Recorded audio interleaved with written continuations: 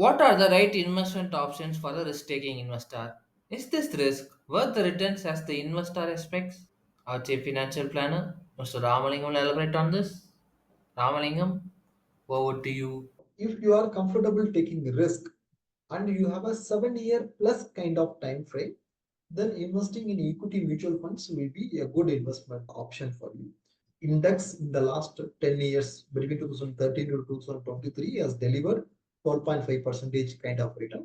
Actively managed funds have delivered 15 to 18 percentage kind of return. Some funds have even given 20 percentage plus kind of return. So investing in actively managed funds will be one of the good investment options if you are comfortable taking the risk. In equity mutual funds, large cap, mid cap, small cap, the different level of risk. Or large cap will be lower risk, mid cap will be moderate risk, small cap will be much higher risk. So it depends upon your risk appetite. You can choose to have a combination. How much to invest in large, how much to invest in mid, how much to invest in small, where you want to have higher exposure, we can decide. So depends upon your risk appetite, what kind of extremeness you have in the aggressive portfolio.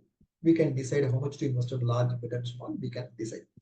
Even if you are an extremely aggressive investor, I would suggest invest 70 to 80 percentage in equity, 20% still have in risk-free asset classes, so that you will be able to do rebalancing during market crash.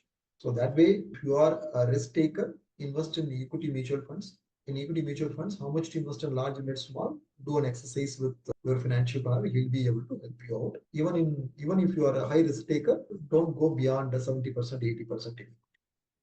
Thanks for your detailed answer. If you have any doubt regarding this or any other financial or investment decision, don't hesitate to book an appointment with our financial expert. The link to the appointment is given in the description below. And also, would you like to know more about finance and investment? Then we would recommend you to attend our live webinar. The link to the webinar is also given in the description below.